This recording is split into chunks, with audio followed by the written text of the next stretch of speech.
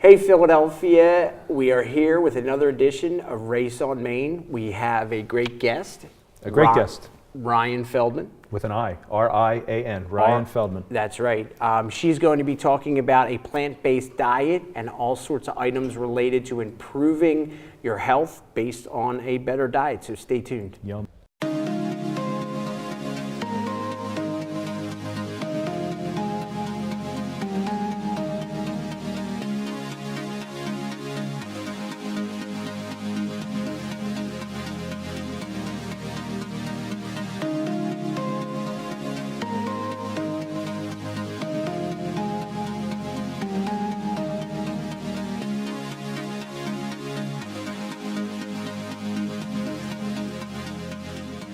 Good morning, Philadelphia, and welcome to another edition of Race on Main Street.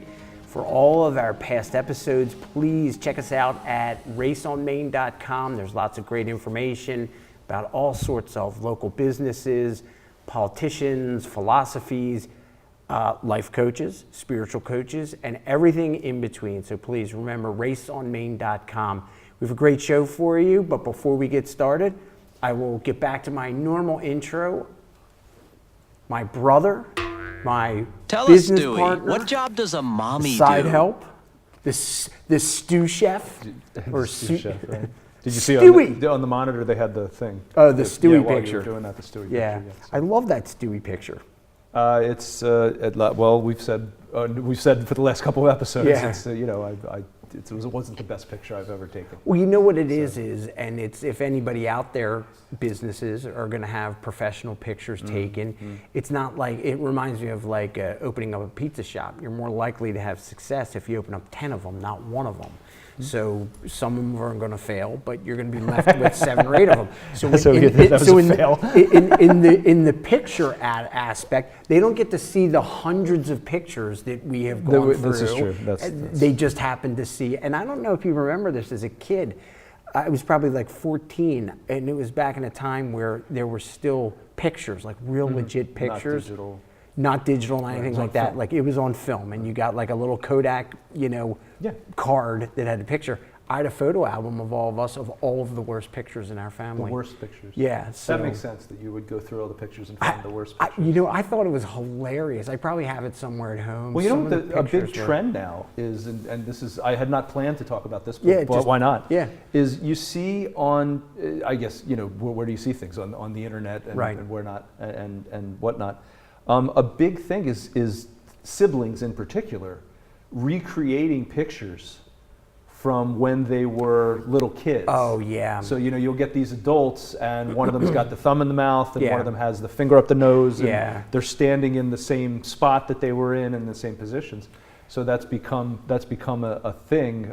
I don't know that we're going to do anything like that, though, because I don't think we have any pictures that are worth recreating, and certainly nobody wants to see us now. Yeah, I'll bring out the ones of the crazy, ones, the bad ones. But they had. It's funny that you say that. I just saw 2 things. One, we did that with Olivia and Jake not long ago in the Poconos. We have a fantastic picture of Olivia, like sort of. She's older than Jake, obviously, but she was like about the same height, resting her head at a beach on his shoulder, kind of thing. And then, so we tried to do it the next year. The only thing you can see is there's a woman in a bikini standing behind him. It's just like, you can blur that. Yeah, well, it just didn't come out even close to what we were trying to do. So we just laugh about it. But that's, it's funny that the greatest pictures are the candids. Just, we weren't expecting them to be good. But so I just saw this thing. It's funny you mention it. It was 4 women who were friends from the time they were like. Oh, yeah. Did you see this? Where from they the take time, the same picture like they had once a year or something like that? Once a year, they had stayed friends for, they have like 50 of them. So I scrolled through, it was really very touching when you go through it. You see them as young, like 18, 19-year-olds, and then, in their like, probably like mid-60s now. It's kind of cool. So. That's really good. Well, it's, pictures. It's not politics, but sometimes we go off the reservation. Yeah. Well, one last thing about the picture piece. Okay. Is that I just read this thing about that the way people are taking pictures now, they're all going to be lost. That they will be saved because this makes a lot of sense.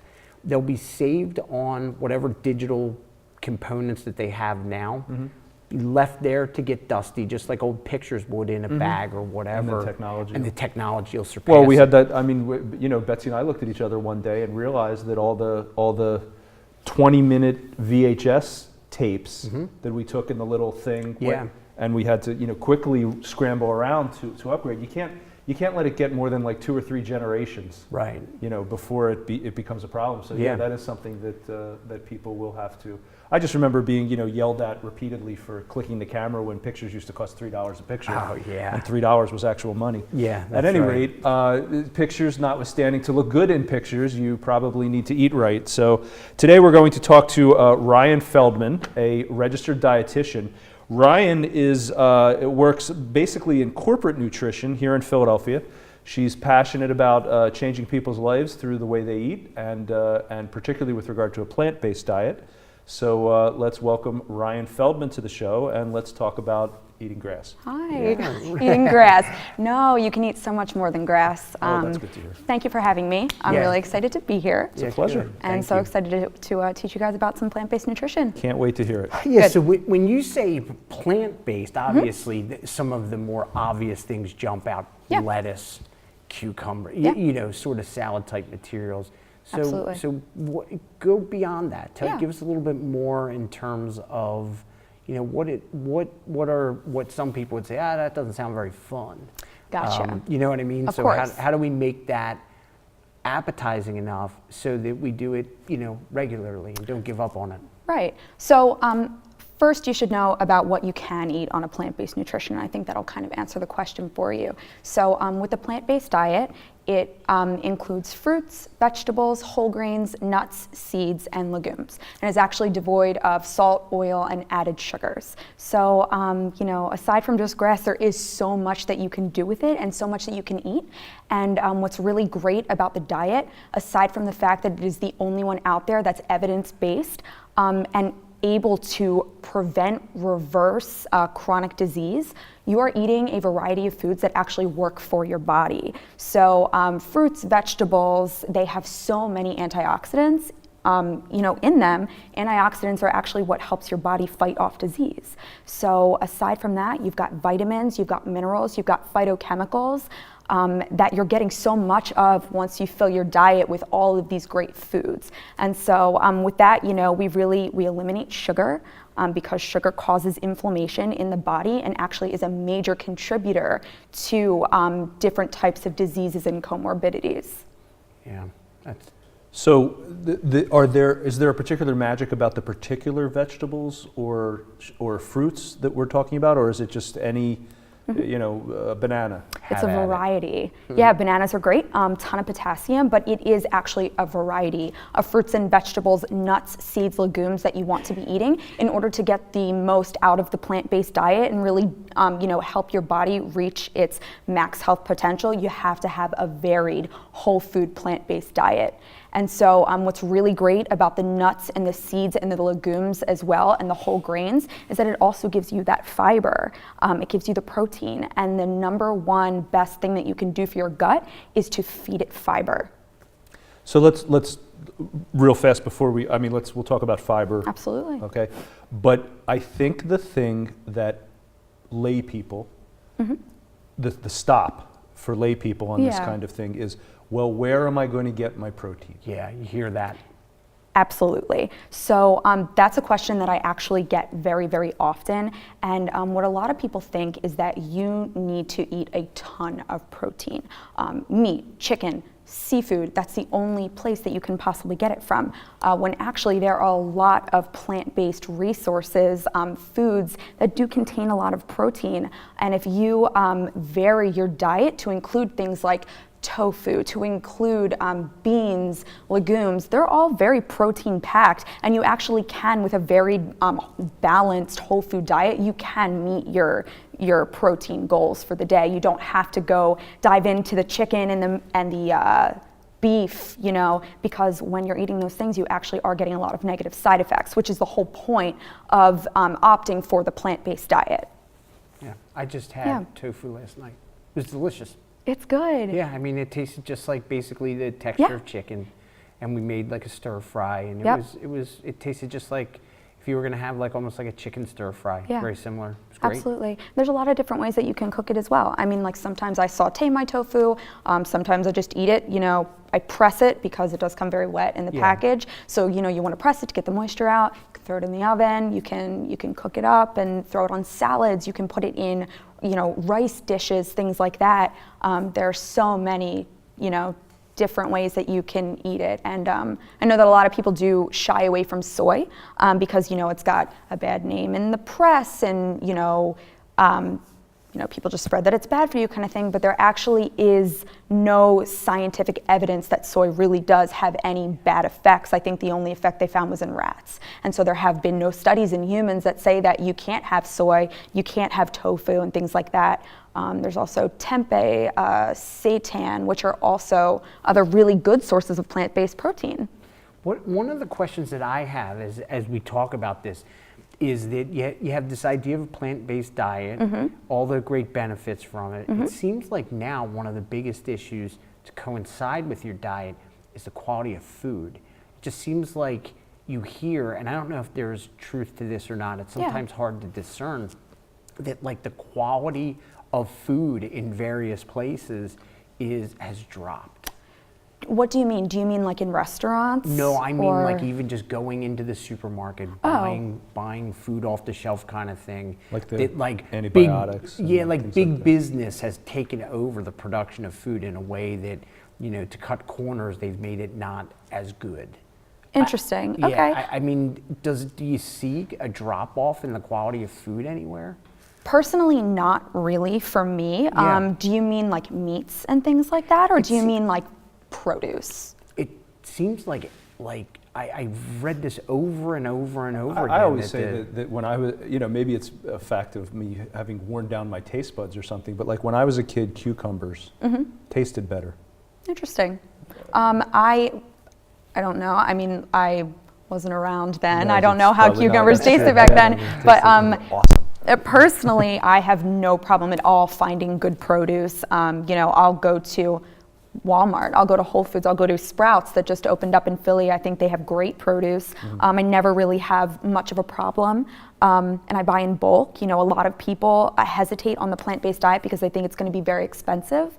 I'll go to a place like Produce Junction. They've got a bunch of different locations all over the place outside of Philly. So I'll go there, and it really saves me money as well. Okay. Yeah. You use the word variety a lot. Yeah. Talk about that, the idea that I like bananas. Yeah. I could eat and do eat a banana a day. That's amazing. Am I okay with that? Or should I be? Absolutely. Should I not be eating? Should I, instead of eating a banana a day, should I eat a banana, an apple, an orange?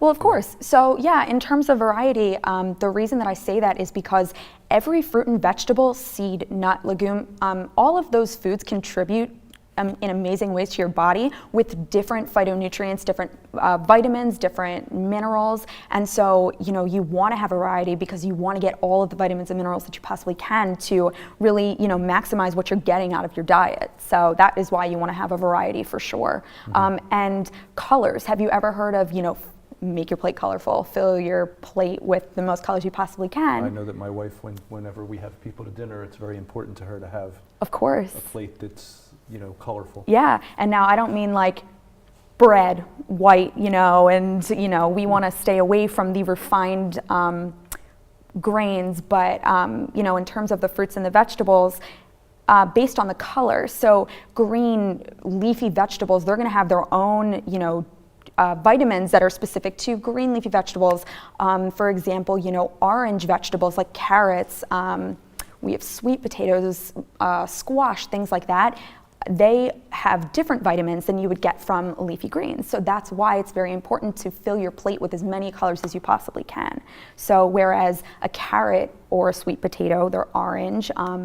Some people know that vitamin A for your skin and for your eyes are found in orange vegetables, whereas a leafy green vegetable is not going to have such a high level of vitamin A. So that's why it's important.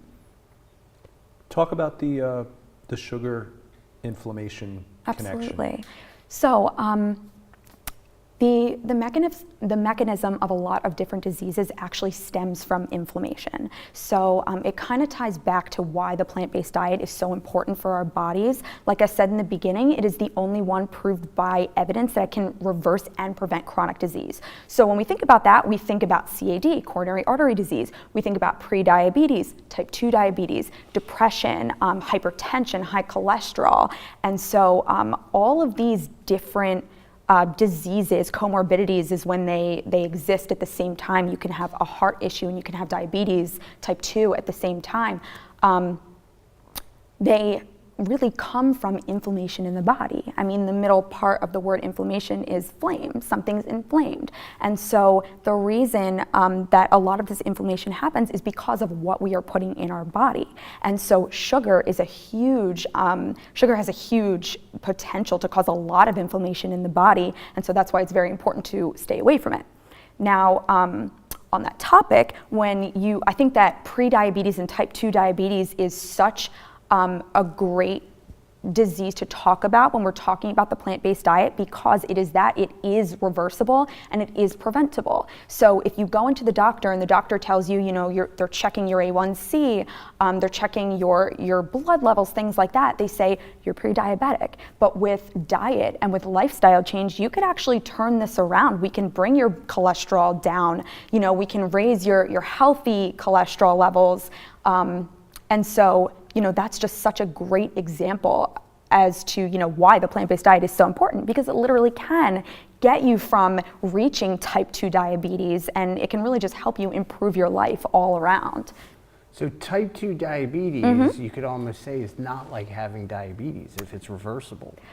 Type 2 diabetes is reversible. It comes from insulin resistance, and which comes from inflammation, which comes from a lot of the different foods that, we're choosing to put in our body.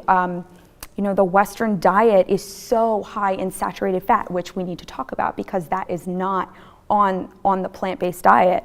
But so, a lot of these diseases, my point is, come from the foods that we're putting in our body. I mean, you don't have it, and all of a sudden you have pre-diabetes, you have type 2 diabetes, which is reversible. Well, how did that happen? How are you treating your body? What are you feeding it with? What types of foods are you choosing? Things like that. So a type 1 diabetic could look at a type 2 diabetic and say, you just have a disciplinary problem. For those of us who haven't figured it out, Scott is a type 1 diabetic, and he's very prejudiced against type 2 diabetics. So it's reasonable to be insulted by a person with type 2 diabetes saying they're diabetic. So getting back to the guest, so is it all refined sugar that we're talking about? Because you talked about fruits and... Yes. So it's the refined sugar. Yes, that you're actually talking it is the added sugars that you want to look out for. The reason that we want to avoid the refined grains and sugars and things like that is because when you look at them, they are actually stripped of their nutrients. They're stripped from their bran. They have no fiber, so they actually have no nutritional value for our bodies. They really just go in there and they sit there, Like I said, the number one thing that we can do, which is why it's so important that we eat whole grains and legumes, is feed your gut fiber. The gut microbiome is, the place where a lot of this inflammation and disease manifests from. We have trillions and trillions of microorganisms in our gut microbiome. So you can choose to feed them with healthy foods, you can choose to feed them with bad foods. And when you feed them with bad foods, it manifests, creates a lot of inflammation and can cause a lot of different disease. I have a question. So if you have, let's say, for example, you're cutting out all the sugar from your diet, or the sugar from your diet, and you go from, someone who has had, some amount of sugar to now, I'm not going to say none. Okay. They still want to put some sugar in their coffee, something like that. Is it an all or nothing kind of thing? So in other words, if you don't cut it all out, is it still going to just be a problem for you? Or can it be in some cases, less is better than more?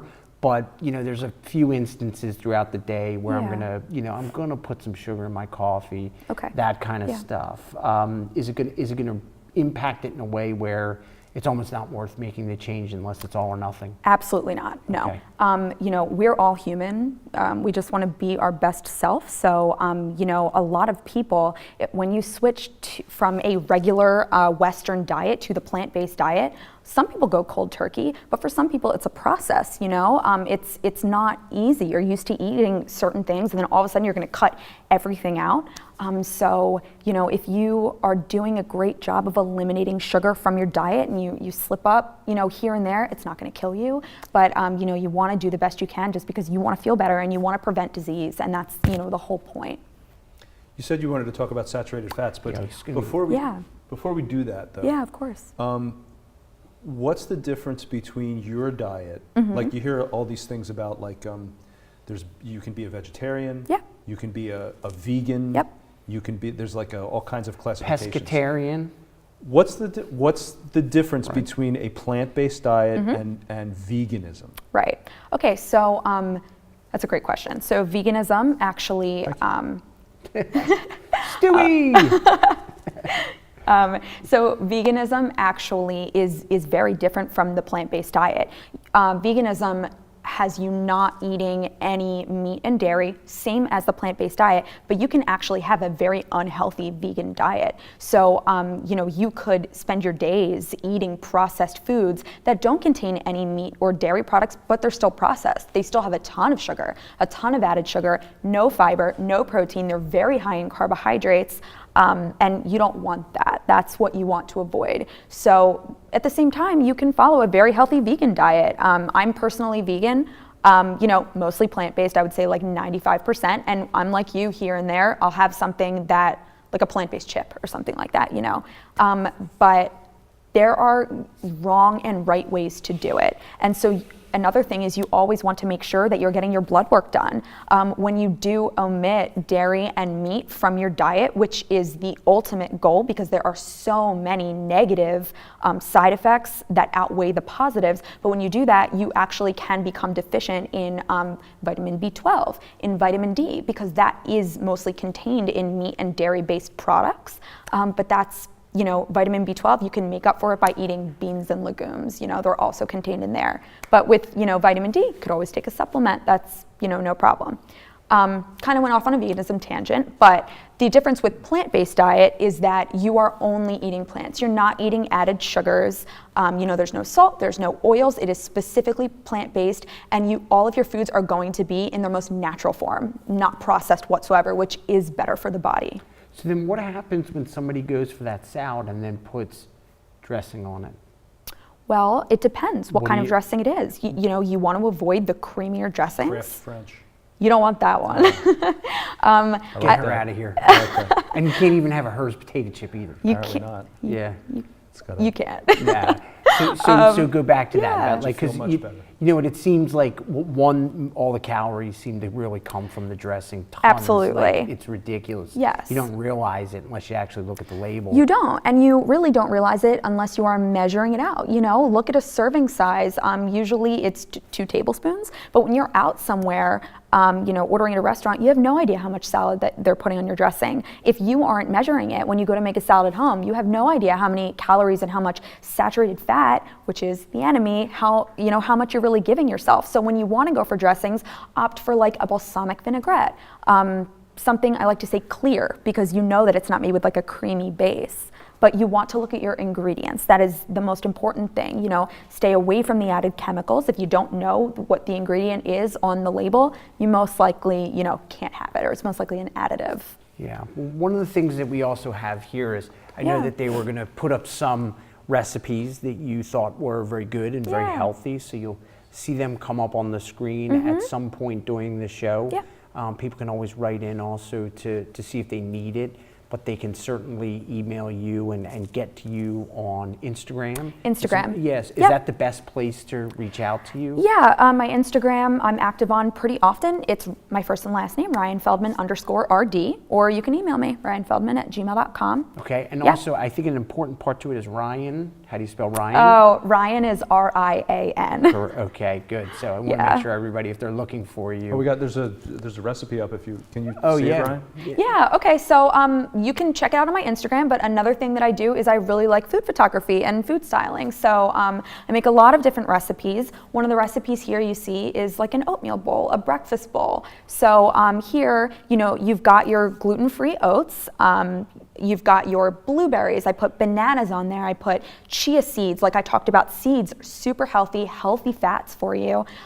Seeds, peanut butter. Now, the one thing that I want to say, and this is very important when you're looking for ingredients, for example, I use a peanut butter that has one ingredient, peanuts. You know, there's nothing added. There's no added salts. There's no added sugars. And, you know, that is very important because a lot of brands, you know, aren't like that. They do add some sugar into their peanut butter. You look at the calorie intake yeah. on like a normal, let's say like from fat. Absolutely. On like peanut butter, a couple tablespoons are like almost 200 calories. It's a ton, and with, you know, peanut butters like I use, where the one ingredient is peanuts, you know that you're getting the healthy fats. You're not getting the saturated fats, and you know, it might be 200 calories per serving, but they're good calories. Right. If they're good plant-based calories, eat, indulge, you know. What's the name of the peanut, if you don't mind? Absolutely. The peanut butter, and then we're gonna go ahead. Yeah, Crazy Richard's. Crazy, and can you get it at a regular store, yeah. like a Giant or Absolutely. a regular? Okay. Absolutely. Crazy Richard's peanut butter. I'm going home to get it. One last thing, like what's the number one? If you we're only going to change one thing. Get rid of sugar. Get rid of starch. Like what's the one thing that you would do? I would.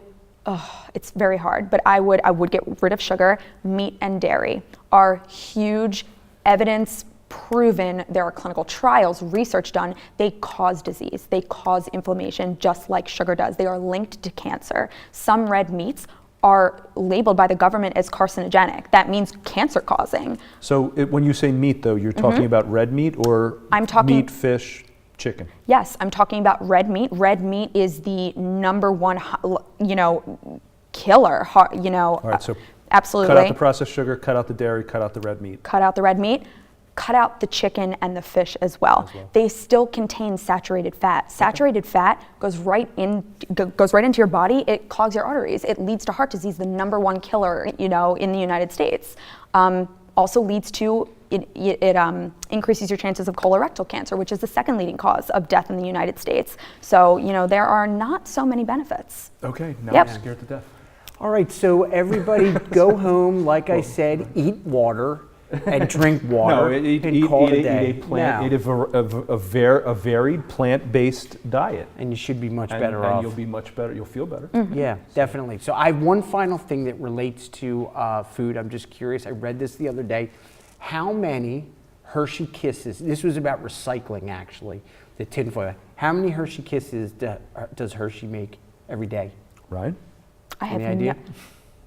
Is it more than idea. a billion? It is not more than a billion. Is it more than 100 million? Take a guess. 26.2 million. Almost 100 million. Wow. A day? A day. That's how many are made. That's how many are made. Okay, so stick to the plant-based diet. Philadelphia, everybody, thank you for watching. Don't forget, you can check us out at raceonmain.com. You can email all of your questions to Rian Feldman. Remember, it's RIAN Feldman at gmail.com. And _RD at gmail.com. Underscore, we'll put it up for everybody to see. Don't forget to check out our past episodes. We will see you again soon. Thanks for tuning in. Have a great morning, Philadelphia. Thank you, everybody.